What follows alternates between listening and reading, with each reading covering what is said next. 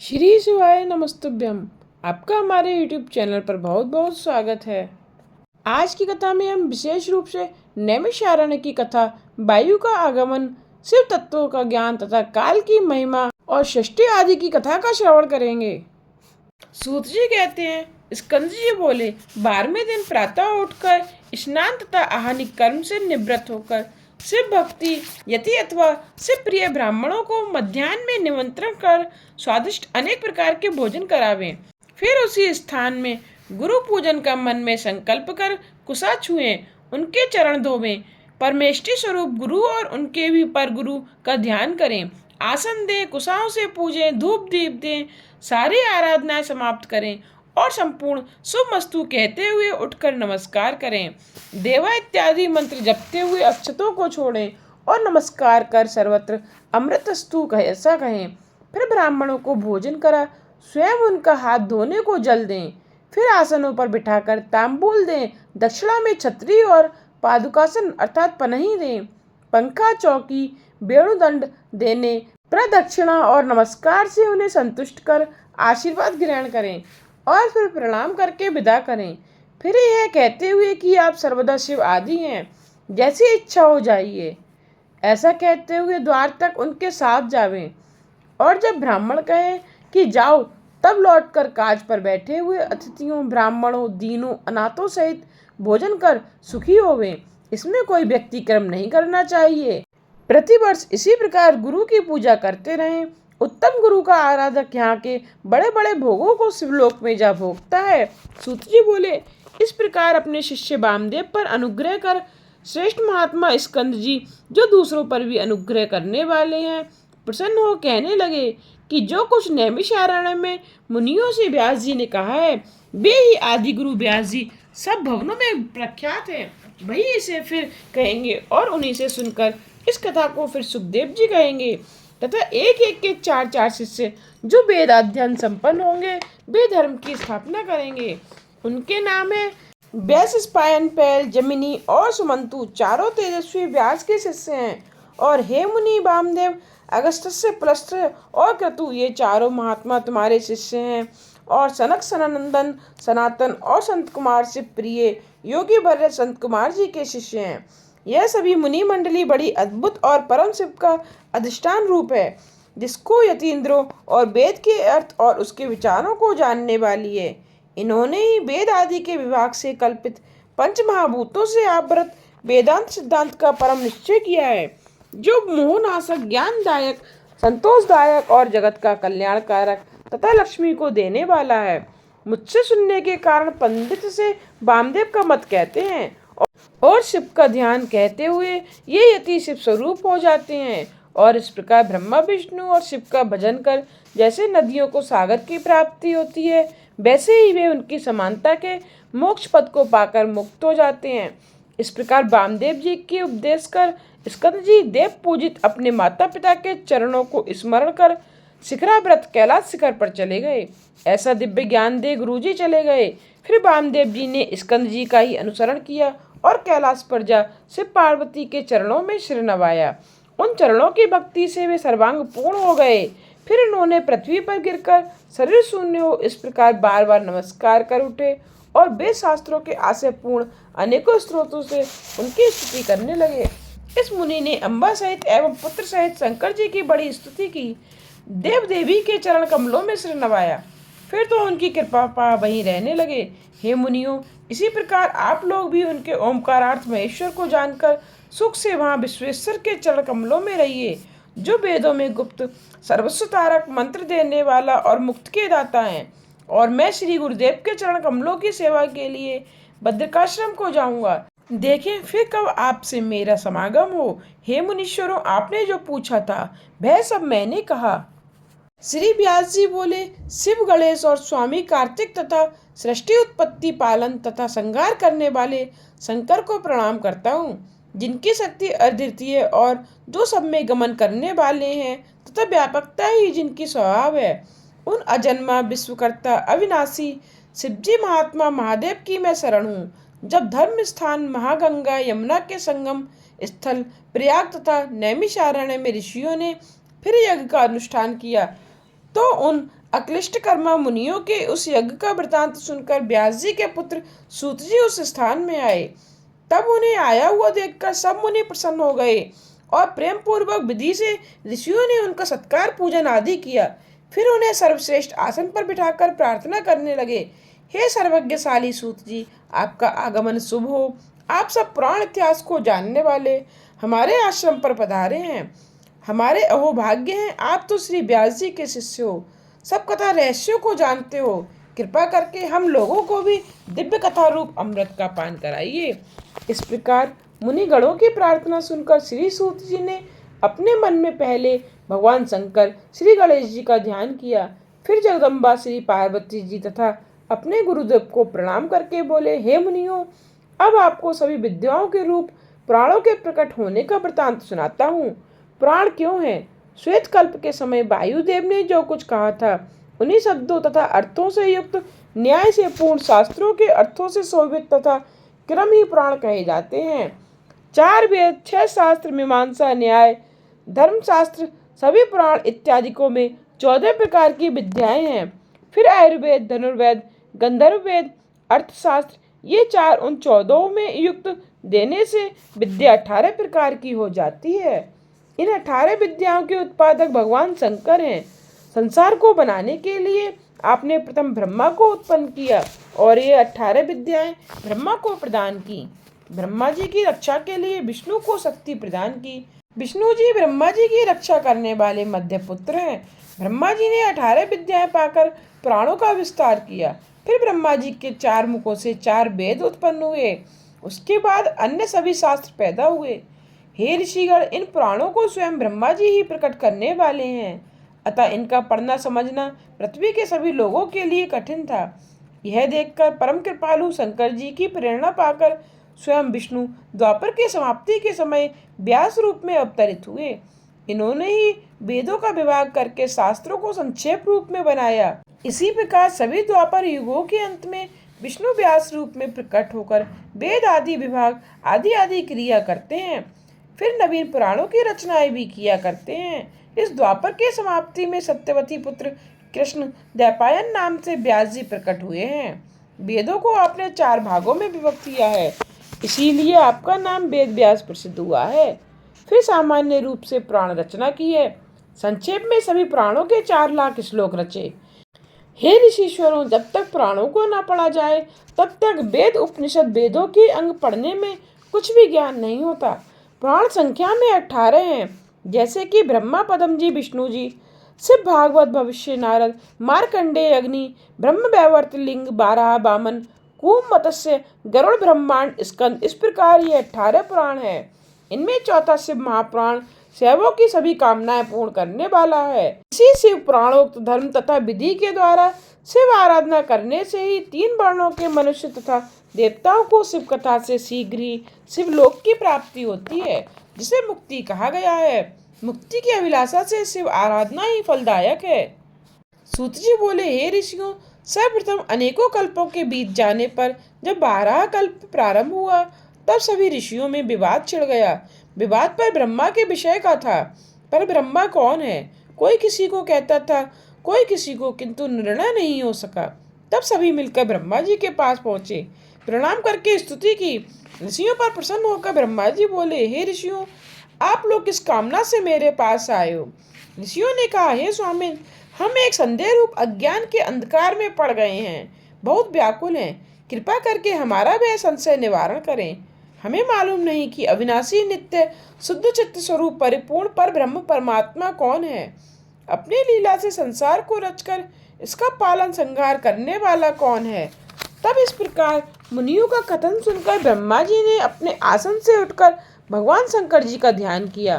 फिर आकर ऋषियों से बोले, हे ऋषियों, जो मन एवं वाणी से अतीत है, जो ब्रह्मा, विष्णु, रुद्र आदि तथा मूल इंद्रियों के साथ सबको रचते हैं, पंडित जन जिनके परम आनंद को प्राप्त करके अभय हो जाते हैं, जिनकी कृपा के द्वारा मुझे परम प्रजापति पद प्राप्त हुआ, जिसके द्वारा सारा ब्रह्मांड व्याप्त हो रहा है, जो सारे ब्रह्मांड के रचयिता हैं, जो सारे ब्रह्मांड को पैदा करके सब पर शासन करता है, वह अद्वितीय सदाशिव है और कोई भी परब्रह्म नहीं। जो भी प्राणी तत्व रूप द्वारा उस शिव का ध्यान करता है, वह मर जाने के बाद सांसारिक बंधनों से मुक्त होकर परम पद पाता है, जो सूर्य, चंद्र, अग्नि, बिजली आदि को अपने प्रकाश द्वारा प्रकाशित करके सभी विश्व को प्रकाशमय बना देता है। श्रुतियों का कथन इस प्रकार है। इस अद्वितीय महेश्वर शिव जी की अनंत महिमा जानी नहीं जा सकती, इसके समान कोई भी नहीं। यही अनंत महिमा अखंड ब्रह्मांड अंड को रचने में निपुण, उदार, गंभीर, माधुर्य, मकरंद से सभी प्राणियों के स्वामियों के नाथ, अद्भुत लीला वाले भगवान सदाशिव हैं। अपने अंदर से ही संसार उत्पन्न करते हैं, प्रलय काल में फिर अपने ही में विलीन कर लेते हैं। सारा ब्रह्मांड इनके अधीन है। ये ही मनुष्य आदि सभी प्राणियों को प्रपंच में लगाते हैं। इन्हें अज्ञानी, दुष्ट, पतित, अधम देख ही नहीं सकते। भक्तजन ही इनकी पूजन आराधना करके अपने अंदर तथा बाहर इनके दर्शन पाते हैं। ये तीनों रूप वाले हैं, स्थूल सूक्ष्म से भी सूक्ष्म। इनके स्थूल रूप को देवता, सूक्ष्म रूप को योगीजन देख सकते हैं। तीसरा सूक्ष्माति सूक्ष्म, नित्य एवं अविनाशी रूप है। वह रूप तो शिव जी के परम भक्त, शिव व्रत के अनुकूल चलने वाले ही देख सकते हैं। शिव जी वेदों में कहे साधनों द्वारा प्रसन्न होते हैं। वेदोक्त साधनों से पहले जन्म के पाप पुण्य समान हो जाते हैं, तब भगवान शंकर कृपा करने लगते हैं। धर्म के विशेष होने पर अधर्म का नाश हो जाता है। इस प्रकार धर्म के विशेष हो जाने पर उसके द्वारा जन्म जन्मांतरों के पाप संग्रहों के नाश होने पर भगवान शंकर की ज्ञान सहित अचल भक्ति प्राप्त होती है। उसके गुण समूहों को समझने के लिए प्रथम उनकी परम कृपा चाहिए, वह साधनों द्वारा मिल जाती है। फिर कर्म बंधनों से विमुक्त होता है। निष्काम कर्मों द्वारा शिव धर्म में प्रवृत्त होता है।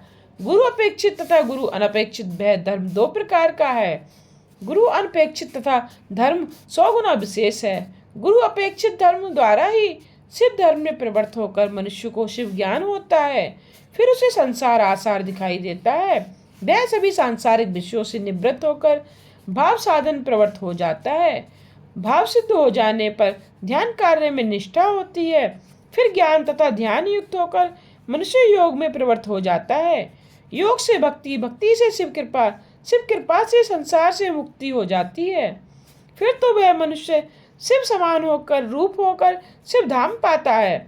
इसी कारण हे ऋषियों, तुम भी पर ब्रह्म शंकर की कृपा पाने के लिए यत्न करो। मन तथा वाणी के कमल निवृत्त करके निरंतर अग्निहोत्र करने लग जाओ। उसमें पर ब्रह्म परमात्मा शिव के ध्यान का अभ्यास करो।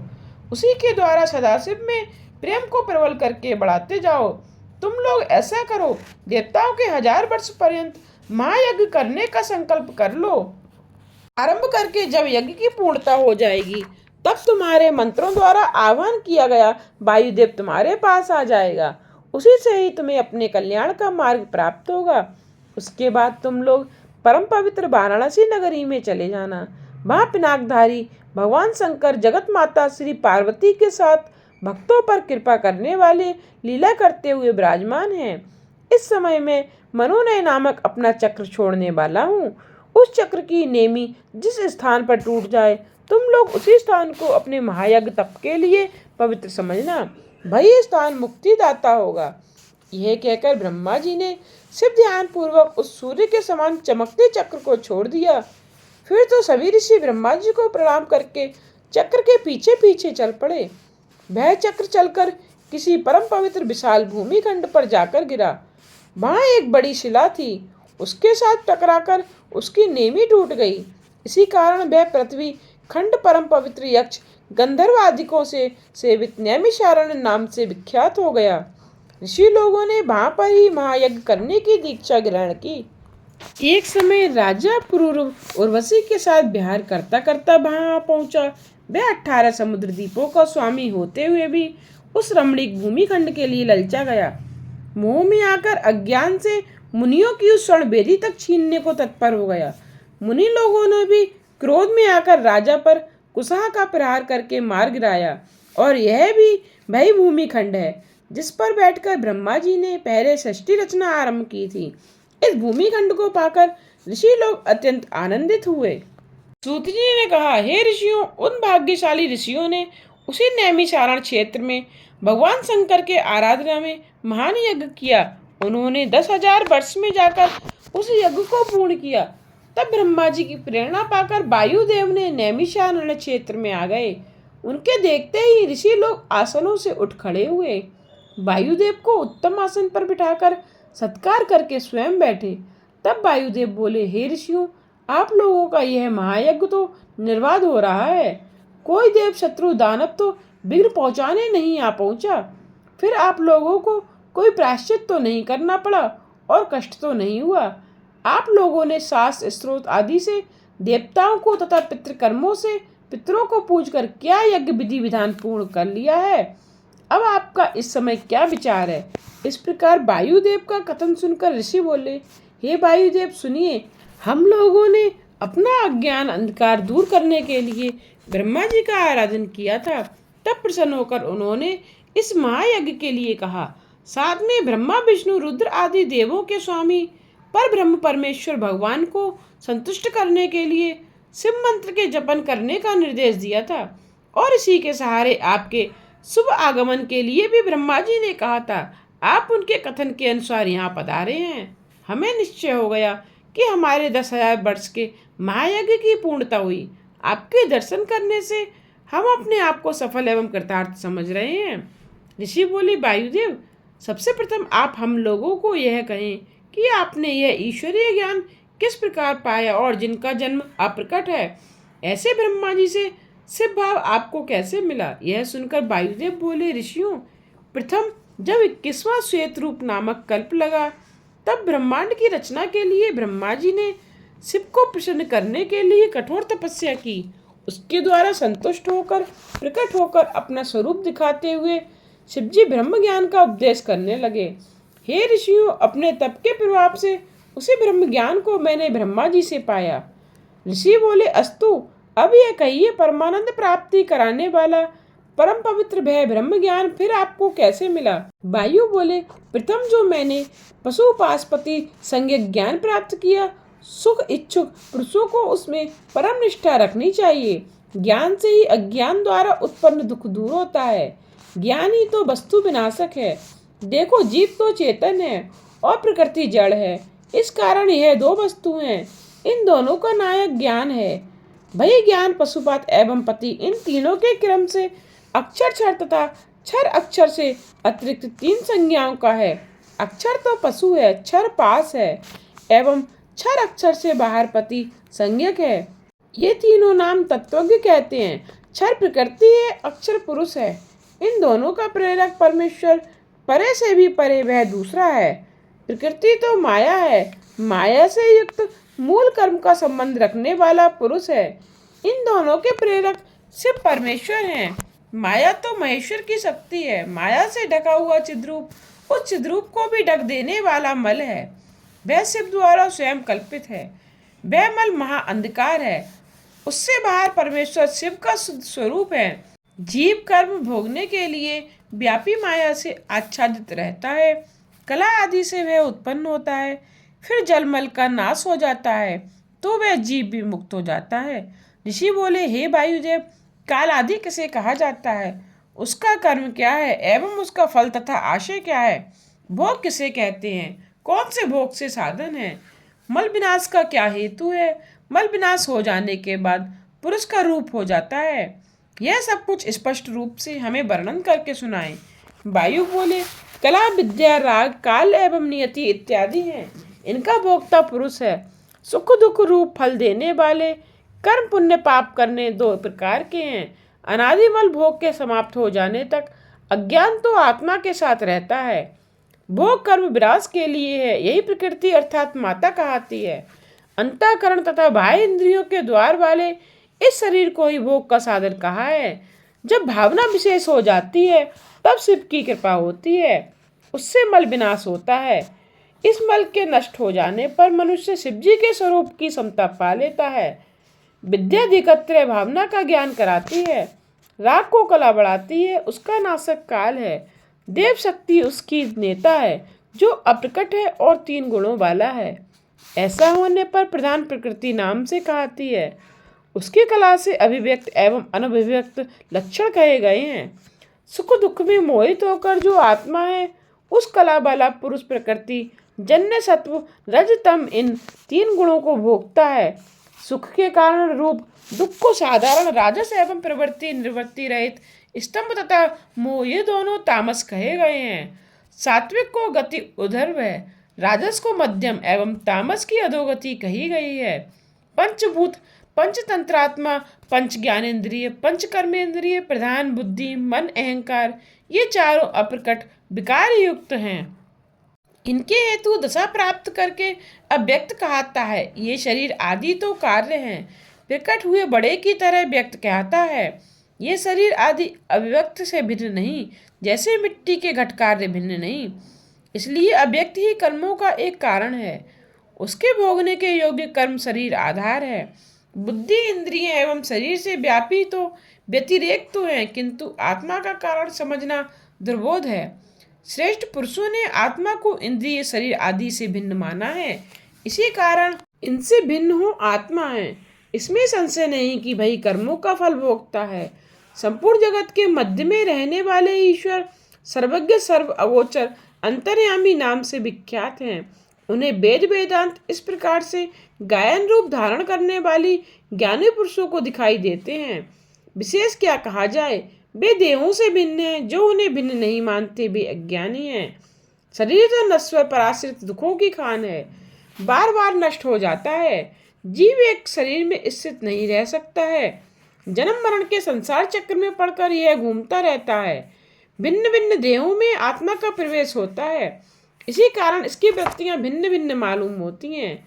वास्तव में है एक, यह आत्मा किसी की नहीं, ना इसका कोई है। देह के मध्य रहकर देह को ही देखता है, देह इसे नहीं देख सकती। शरीर एवं देह का दृष्टा तो कोई दूसरा है, किंतु ये दोनों उसे नहीं देख सकते। यह जीवात्मा ज्ञानहीन होकर परमेश्वर से प्रेरणा पाकर सुख दुख भोगने के लिए स्वर्ग नरक में जाता है। ऋषि जी बोले, हे वायुदेव, पशु एवं पास इन दोनों का आपने वर्णन किया, इनका स्वामी कौन है? वायु बोले, हे ऋषियों, पशु पास का निवारक परमेश्वर है। वह सर्वव्यापक है, गुण स्थान निर्माता है। बिना उसके संसार निर्माण नहीं हो सकता।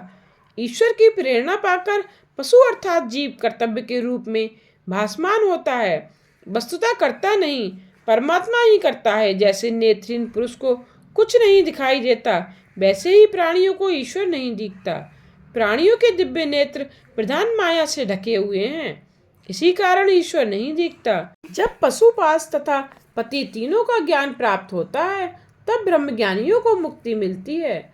संसार रूप बंधन में जकड़ लेने वाले परमात्माक्षर अक्षर के संयोग द्वारा व्यक्त अव्यक्त को उधार लेते हैं। यहाँ विश्व है और वही विश्व विनाशक रहते हैं।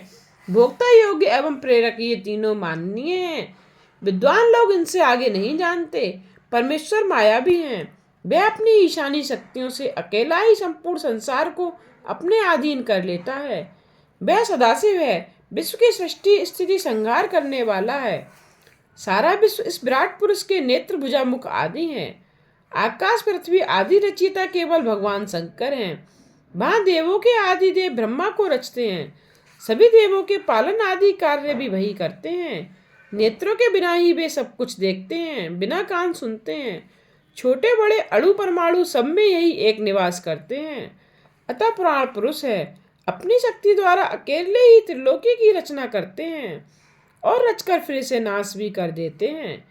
इस विश्व रचना के अद्भुत कार्य करने वाली यह शिव शक्ति अजय नाम करके है। उसका बड़ लोहित शुक्ल तथा कृष्ण है।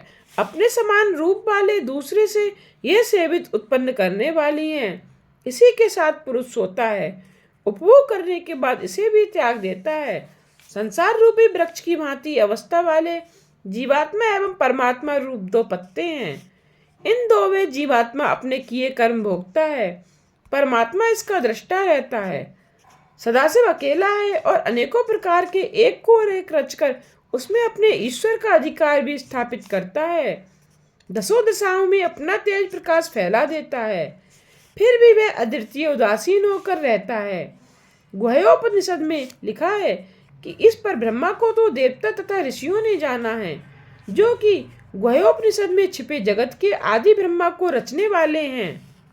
और इस भावना से प्राप्त अनिभाव तथा अभाव एवं कला के रचने वाले हैं। इन्हें जानकर ही मनुष्य जन्म मरण के चक्र से मुक्त हो जाता है। सबसे स्वामी स्थिति पालन संहार करने वाले हैं। इनका उत्पादन तथा इनका स्वामी कोई नहीं। सबकी कामना पूरक मोक्ष प्रदाता अविनाशी हैं। इनके ज्ञान द्वारा भव बंधनों से मुक्ति हो जाती है। ब्रह्मा को पैदा करके वेद पढ़ाने वाले सदाशिव के भजन से मोक्ष की इच्छा करनी चाहिए, जो अमृत के परम सेतु हैं, जलते हुए काष्ठ की अग्नि के समान है, चर्म की भांति आकाश को ढक रहे हैं। पर ब्रह्म शिव के ज्ञान के बिना मुक्ति नहीं मिलती। इन्हीं कारण से सर्वव्यापक पर ब्रह्म सदाशिव हैं, सदा उन्हीं का ध्यान करना चाहिए। ऋषि जी बोले, यह सारा विश्व, सारी सृष्टि जिसके अधीन होकर सृजन संहार रूप से चक्र की भांति निरंतर चलता है, जिसके द्वारा सभी कुछ पैदा होता है फिर नाश भी हो जाता है, ऐसा प्रचंड काल कौन है जिसके अधीन रहता है और इसके कौन कौन अधीन है, इस रहस्य को हमें वर्णन करके सुनाएं। वायु बोले, हे ऋषियों, कला काष्ठा निमेष आदि से युक्त शरीर वाला यह काल भगवान है। यह भगवान शंकर का ही तेज रूप है। इसका कालात्मा नाम प्रसिद्ध है। चराचर सृष्टि में कोई भी इसका बाधक नहीं। ईश्वर की इच्छा से ही यह विश्व भर का नायक बन रहा है। महेश्वर की अंशासा रूप शक्ति इस कालात्मा में कार्य कर रही है। इसी के द्वारा ही यह विश्व को अधीन किए है और आप स्वच्छंद रहता है। यह काल सदाशिव के अधीन है, क्योंकि शिव शक्ति इसमें विद्यमान है, तभी तो इसका रोकना महाकठिन है। कोई भी इसका उल्लंघन नहीं कर सकता। यह अपने बल से ही त्रिलोकी पर अपना अखंड राज्य कर रहा है। शिव शक्ति द्वारा यह भी सबका इच्छित अनिच्छित सुख दुख का फल देने वाला है। समय समय पर यह शीत उष्ण वायु चलाता है। समय अनुसार मेघ जल बरसा देते हैं। समय समय पर ही सूर्य नारायण अपनी तीक्ष्ण किरणों से जगत को तृप्त करते हैं, फिर शांत भी कर देते हैं। समय के अनुसार खेतों में अन्न आदि पैदा हो जाते हैं। वृक्षादिकों में फल फूल भी समय अनुसार लग जाते हैं। इन्हीं कारण से यह काल भगवान शिव शक्ति द्वारा जगत को जीवन देता हुआ कारण बन रहा है। जो इस काल तत्व को तत्व रूप से समझ जाते हैं, वे ही इसका उल्लंघन कर लेते हैं। फिर जाकर उनको परमेश्वर शिव जी के दर्शन हो जाते हैं। ऋषि बोले, हे वायुदेव, अब आप कृपा करके आयु का परिमाण एवं संख्या सुनाइए। वायु बोला, हे ऋषियों, हम पहला आयु का वर्णन परिमाण निमिष मात्र ही कह आए हैं। वैसे तो प्रलय काल तक ही संख्या रूप काल की पूर्ण अवधि है। जब 15 निमेष व्यतीत होते हैं तब काष्ठा होती है। 30 काष्ठाओं का एक मुहूर्तों का एक दिन रात, 15 दिनों का एक पक्ष। यह पक्ष शुक्ल कृष्ण नाम से 2 प्रकार का है। फिर 2 पक्षों का एक महीना। दोनों पक्ष पितरों के दिन रात हैं। कृष्ण पक्ष में पितरों की रात है और शुक्ल पक्ष में दिन होता है। लौकिक मान से जब 6 महीने गुजरते हैं तो 1 अयन होता है। इस प्रकार जब 2 अयन होते हैं तो मनुष्यों का 1 वर्ष होता है। मनुष्यों का साल भर, देवताओं का दिन रात होता है। मनुष्यों की 1 अयन दक्षिण, दूसरी उत्तर। इस प्रकार दक्षिणायन होने पर देवताओं को रात तथा उत्तरायण होने पर दिन होता है। मनुष्यों के 308 वर्ष, देवताओं का 1 वर्ष गुजरता है। इस प्रकार देवताओं के वर्षों से युगों की गणना की जाती है। युग 4 होते हैं, सत्ययुग, त्रेता, द्वापर एवं कलयुग। देवताओं के 4 सहस्त्र वर्षों का सत्ययुग होता है। इसमें 400 वर्ष संध्या तथा 400 वर्षों का संध्यांश होता है। सतयुग को छोड़कर बाकी सभी युगों की संध्या एवं संध्यांश के साथ प्रमाण से 1 पाद कम रहते हैं। जैसे कि 30,000 वर्ष त्रेता के होते हैं, उनकी 200 वर्ष संध्या, इतने ही वर्ष संध्यांश। कलयुग 1000 वर्ष का है, उसकी संध्या 100 वर्ष तथा संध्यांश के साथ सभी युगों का 12,000 वर्षों का वर्ष प्रमाण होता है। जब ये चारों युग, सतयुग, द्वापर युग, त्रेता युग, कलयुग 1000 वर्ष गुजर जाते हैं तो 1 कल्प हो जाता है। इस प्रकार 71 चतुर्युगी का 1 मनवंतर होता है। एक ही कल्प के मध्य में 14 मनु हुआ करते हैं। इस प्रकार गणना करते करते सैकड़ों हजारों मनु, मनवंतर, कल्प आदि अब तक गुजर गए हैं। ना कोई जान सकता है, ना गिन सकता है। अव्यक्त रूप पर ब्रह्म शिव द्वारा पैदा हुए ब्रह्मा का कल्प नाम का 1 दिन एवं कल्प का 1 वर्ष कहा जाता है। जब 8000 वर्ष बीत जाते हैं तो ब्रह्मा का 1 युग हो जाता है। 1000 युगों का 1 सवन होता है। इस प्रकार 3000 सवनों का समय जब बीत जाता है, ब्रह्मा की आयु पूर्ण हो जाती है। ब्रह्मा का एक दिन पूरा होने पर 14 इंद्र हो जाते हैं।